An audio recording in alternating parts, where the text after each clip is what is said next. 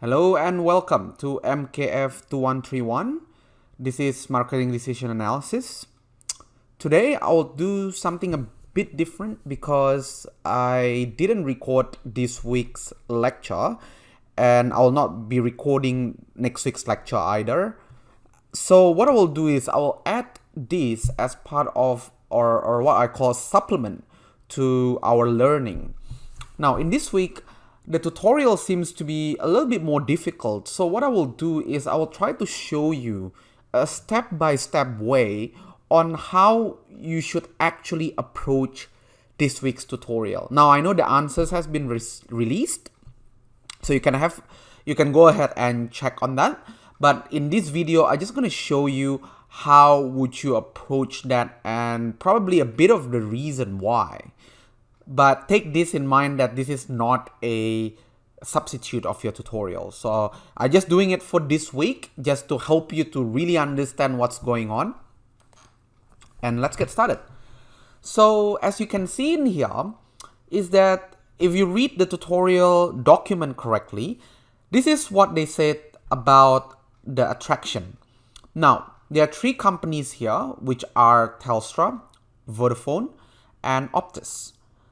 And you sort of have a attribute importance, as you can see in here. And we have, say, 10 customers, just to simplify our calculation. Now, so what the scenario in this case is all about is that AT&T wants to break into the Australian market.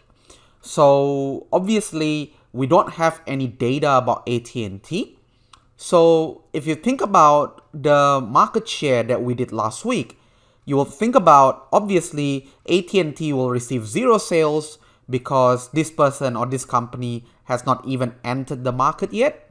So therefore, you'll have 0% in terms of market share. So that might be unrealistic about it. So that's why we want to see whether we can actually formulate market share in different way. So in this case, we are formulating market share through what we call a purchase probability. And we'll show you how it is going to be done. Now, the first of all is that we want to know the attribute importance of each people. Now, as you can see in here, there are 4 different attributes in here, which are coverage, handset choice, plan choice, and pricing. So here are the associate loadings or the weights in them. So for example, in here, person number 1 values coverage more than any other attributes in the products. So as we can see here, customer 2 values more about handset choice and so on. Okay. And in here, they sort of did a 10 scale rating on their belief on coverage for each of the products. So we can see that customer 1 values Telstra at 7 and customer 1 values coverage for Vodafone at 5 and so on. So how would you calculate utility? Now if you think about it, the utility or the attraction is the combination of your importance and your belief. So how much you think that that's important, and then after that you multiply that by how much that you actually believe. And if you add all the attributes together, that is actually what utilities is all about. So in here, we have utilities for 3 different companies as well, which are Telstra, Vodafone, and Optus. So what I will do is that I will do one of them. So just to show you how this thing's being done. So for Telstra, what you can actually do is that I have 4 attributes in here, and I can see that Telstra ratings for coverage, there are Telstra rating for handset choice, Telstra rating for plan choice, and also Telstra rating for price. So therefore, I can actually multiply this by this column, this by this column, plan choice by plan choice column, and price by pricing column. So if you do that, so I can do this one times this one plus this one, oops, my bad, this one times that one plus this one times this one plus lastly this one times that. And that's it. That's how you actually calculate the utility. It's the summation of the product of your importance and how much you actually believe in there. So as simple as that. Now, the next thing is to do with, which is to do with unlocking and locking. Why do we need actually to do a lock sign, or some people call it the dollar sign? Is because that when you actually drag this thing, because you want to copy and paste, right? This will give you some funny numbers in here. Why? Because as we go here, the cell actually moves. So that's not what you want, right? So let's redo this. So how do you actually do that? Now, in order for you to actually lock this sign, you need to ask yourself, if I'm going to drag it to Vodafone, what should it change? Right? So if I want to drag it to Vodafone, what formula does had to change from the previous? Now in this case, the only thing that is going to be moving is the respondent belief. So instead of taking 7, I will be taking 5 for Vodafone. Instead of taking 10, I should be taking 9 for Vodafone, right? From 6 to 6 and 0 to 4, which is to the next cell. But if you think about it, the attributes stays the same. So how do I actually do that? So what we need to do is we need to lock basically this particular part. So some people might want to do lock straight away like this. Okay. So I'm going to show you some example on how these things can be done. Okay. So some people, okay, that's it. I can copy that. And when I drag this, perfect. You know, this drags to Optus, and this drag to Vodafone, and so on. Yes, you successfully did that. Yay. But one problem is that if I want to copy this cell down, what happened? So let's pick at respondent number 2. See, is that the attribute importance here stays at customer 1, which is largely incorrect because the fact that you want that to also move down. Okay, so let's get back to the drawing board on how should we do that. Now, as you can see in here, there are $2 signs in each of the locking function. Now, this locking sign, it's sort of respect to the B and to the 5. So if you actually put a dollar sign in before the letters or the numbers, it represents that you want to lock that specific function. So what do we want? Right? So in here, what do we want is that we want the row to move, right? But the column to be stays the same. Okay, so in this case, I want that to move to number 6, number 7, number 8, number 9, and number 10, and so on. But as I drag along down, but I want that to be locked in terms of the column part. So what should I do? So actually, I should just delete that, and my problem is somewhat solved. So what this essentially helps you is just locking the column, but not the row. Okay, and if we actually do drag and put it down, and you will see the magic. So let me just pull out an either cell. So this is cell number 5, which is customer number 5. So you can see that this is actually using customer number 5. And this is also following customers 5 of Vodafone, which is correct. So just to recap on what we have learned just now, is that instead of having to lock both, you can actually lock either cell. So for example, if you just want to lock the column, you can just put the dollar sign which is essentially the locking function for the specific column. And you don't have to put the $sign for the row, so it actually can move or change as you go around. So I hope that makes sense. That's the first part of it. The second part of it is to calculate the purchase probability. Now in here, they're saying that you want to calculate the purchase probability through what we call the logit model. Now the logit model is basically the exponential of that. Now how do you do actually exponential of that?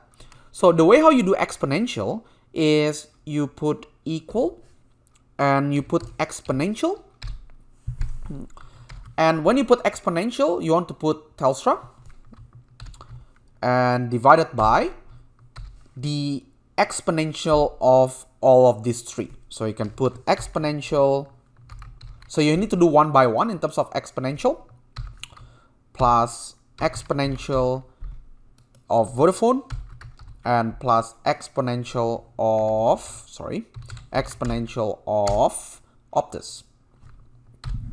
Now again, you want to be strategic in here because why? Because I want it to be dragged, I want it to be copied to all the cells in here. So you do need to ask yourself what thing that you need to change and what thing that stays the same. Now, if I'm going to drag it in here to here, that means that this has to change, but this does not need to be changed because the fact that this is the additions will be still the same. So because of that, I need to lock what? I need to lock this because that stays the same. So if you actually lock this way, alright, so just click OK. So just drag that and I can drag it down and I should get the answers. Okay, so I'm just going to pick up one. So this is, so the way how you actually, to check whether your copy and paste correct, just pick any 2 or 3 cells to see whether that's right. So I'm just going to pick this one. So this is exponential of Vodafone, which is of customer 6. So you can see that this is taking C24 divided by B24, C24, and D24. So B, C, D of 24, that is correct. And let's pick on another one just to make sure. Exponential D26 because I'm doing Optus for customer 8. So that's D26, that is correct. Divided by exponential of BCD26. So BCD, that's also correct. Okay. Now also to check in terms of your purchase probability, your total of this purchase probability is going to be equates to 1. So if you add Telstra plus Vodafone plus Optus, this is going to be 1 on any one of that. So if you take 0.4832 plus 0.4460 plus 0.0708, so this is going to be 1. Now there are a couple of tricks here. Let's say you want to make this into percentage. How? Okay. Now if you want to make this into percentage, it's relatively easy. It's just a click of a button. It's right here.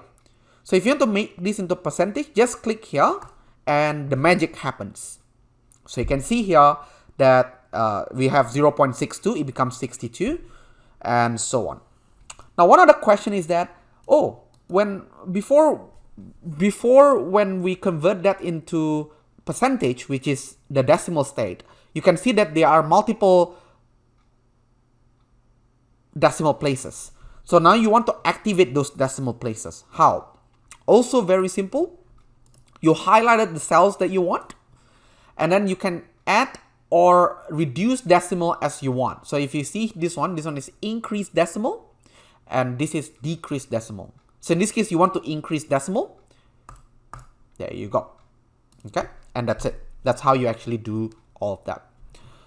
Now the market share before entry is basically the average of this. Okay. So that's there.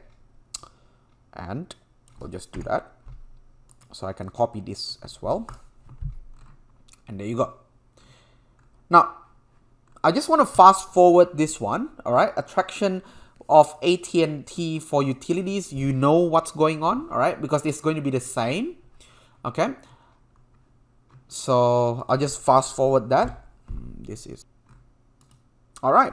Magic happens. I've done that. So now the question is that how are we going to do step 3, which is post-entry market share problem?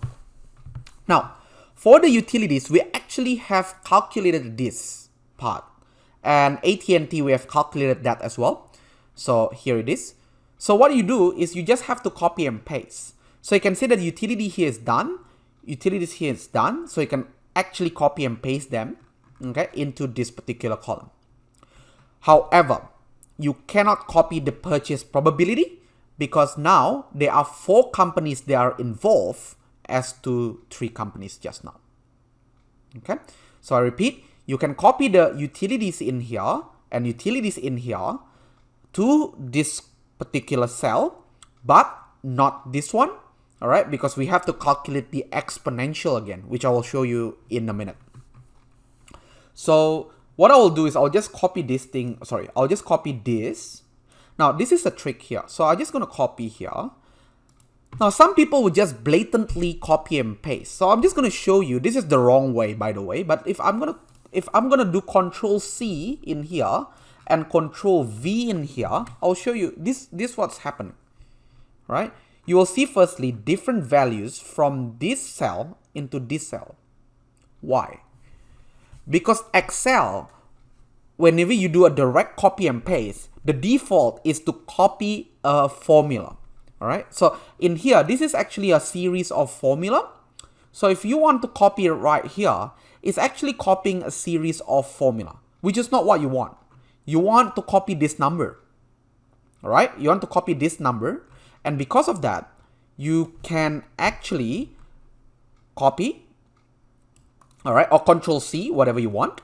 Now, instead of doing Control V, what I will suggest you is go to right click and you will see this paste option, which is 1, 2, 3. Okay. Now, the option 1, 2, 3 represents values. You see that? That values. And when you copy that, it automatically copies the same way as your before cell, whatever that you copied. And now, as you can see, it sort of frees from the formula. So it's just copying values only, which is what you want. So same thing in here as well. If you copy direct copy and paste in here, it will become a formula, but you want that to copy in terms of values. There you go. Okay. And similarly as before, how do we actually calculate purchase probability? You can calculate the same way. So I'm just going to show you a bit. So EXP of that divided by sum of EXP bracket that. It will be wise if you put the dollar sign, so at least it eases us in terms of copying and pasting. EXP that, which also put the dollar sign in there, plus EXP that. Okay, now since we also have our data for AT&T, then what we'll do is put one more. So instead of having 3, we'll have 4. All right, so there you go. And now I can sort of copy and paste. Okay, that's it. And here, market share before entry, I can put an average of it.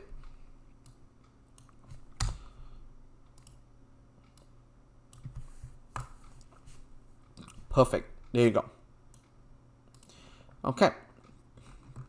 So I completed all my exercise. Now, what they're saying is that the next step is that what happened to a market share draw from existing brands. So you can see in here existing brand for Telstra pre-market share. So that will be this guy right here. So I'm just going to copy here. So in this case, I'm going to copy values as well. Okay, and post entry, which is this one, is this. Okay. Change in market share. So you can do post entry minus pre-entry. So post entry minus pre-entry. So the change are decreasing, as you can see. Now, in here is that we want to play around with the market share. So you just want to look at market share from a sample customer number 3. So you pull out customer number 3 in terms of purchase probability. So you can copy this one and put it here. And you can calculate here and put it here. Okay, so there you go. So 86 to 43, this becomes that, and that becomes that. And what they are saying is that post probability entry divided by pre probability entry. So post divided by pre, that will be 50%. Now what you notice here is that it's sort of taking the same draw, which is 50.16%. Now this is actually what is the, I would say, one of the limitation of a market share in terms of the purchase probability model, is because that once if you do it this way, is that they are taking the same amount of percentage from your existing companies into the new companies. So in this case, as you can see, that it drops from 86 to 43, it drops 50.16%. Similarly, it takes 50.16% from Vodafone, and it takes 50.16% from Optus, which stays the same. Now, if you think about this, this is a very, what we call an unrealistic situation. Why? Because some companies are indeed stronger than the other. So, for example, if you have a smartphone and you have a brand new entry of smartphone that you never heard of it before, and what do you think about that company eating market share of big incumbent like Apple and Samsung? So probably it's a lot lesser as you think. But do you think it might eat up their market share? Yeah, probably in the future, because that's what happened. Apple iPhone did to Nokia, but it takes time. But whenever they just first set up, it's not instantaneous. Now this, what the model says, is very instantaneous, which is sort of give you a very unrealistic situation. So that's it. That's for the part 1. Okay, so I'm just going to move on to part 2. Now in this part 2 is that we want to calculate the logit model estimates by what we call this a regression coefficients. So if you remember your regression coefficients from earlier, from week 1, so I'm just going to write it here. Regression coefficient. So if you remember, you have your y is equals to, so y, I'll say y hat, okay, is equals to b0 plus b1 plus, sorry, b1x plus b1 x1 plus b2 x2 plus b3 x3 and so on. Okay, so depending on how many variables are there. Now in here, as we can see, they are 3 different variables, which are price, display, and feature. So as you can see in here, price, display, and feature. So we can see in here that y hat is going to be b0 plus b1 and x1, let's say it's my price, plus b2 display plus b3 feature. So I want to calculate that sort of regression equation. Okay, now you know how to find b1, that's here. You know how to find b2, that's here. You know how to find b3, that's also here. And how about the b0? Now the b0 is in here. Okay, so for example, if you want to find out the young single for Barry, so how do you do that? Equals to this particular proportion plus the price, which is minus 1.6 times whatever the price is, because I'm following B0, which is that one, B1 price, so B1 is here, and the price itself is $3.25, plus H3, which is display, times this one, plus this one times this one. Okay, so I'm just gonna recap. So C3 is my B0, B1, which is my price, B2, which is my display, and B3, which is my feature. Excuse me. Now, to make it smarter, we want to actually do some locking functions here. How? Now, if you look at here, what we want is we want to preserve what we call the column, because we are going to not shift the column, but we are going to shift the row as we move along. So as we move down, it sort of changed the row. So we want to put a locking functions in G, H, and I. At the same time, for the price, we want to actually lock the row, because what happens is the row stays constant as we move along, but as we move across to different column, the column sort of changes as well, because Barry, Daily, Nudie, and Coles, it sort of moves along as well. So the smart way to do is to lock this as well. Okay. All right, so let's do that. Drag that down and come back down. So you'll get different coefficient estimates for each of the utilities. And how would you do the market share again? It's the same exponential function that we have learned just now. So exponential for that divided by sum of exponential of that plus exponential of that plus, oh my bad, exponential of these plus exponential of that. Okay. Then, oh, I forgot to do the locking, so you should actually do the locking in here, here,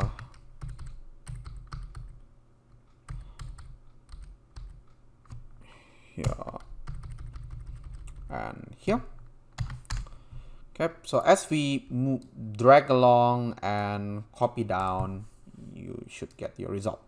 Okay, and this is supposed to sum to 100%, so you can just do a simple addition just to make sure that you are right.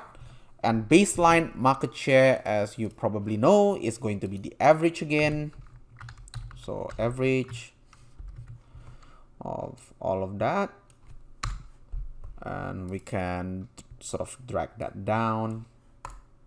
And that's it. So that's pretty much what this tutorial is all about. Now, the last question before we go is that they are asking you to calculate the market share under the proposed marketing. Now, in this case, the proposed marketing is, how about if Barry changed its feature? Now, if you remember dummy variable that we did in week 1, so feature, all right, this is currently at 0. So you can actually tweak it around. So what's the scenario if features is presented for Barry? So if this is the case, so I can change that to 1. And as you can see, the whole market share changes to 50%. And it sort of ideally decreased the other market share as well. So what we want to do is we want to copy that and put that on the market share under proposed marketing. So in this case, again, we can't copy the normal way. We have to copy values because we want to change this back into 0, all right, to sort of give you a comparison. So just to give you a bit of comparison, if Barry decided to change its feature into 1, we can see that it jumps Barry from 35% to 50% while sort of reducing other market share for other companies. Okay. So that's all for this week's tutorial. So I hope this short video is sort of useful. Next week, we are going to talk about utilities more in terms of conjoint analysis. I will try to release a video again about conjoint analysis just to give you a bit clarification on that. Or else, thank you very much for watching, and I will see you next week.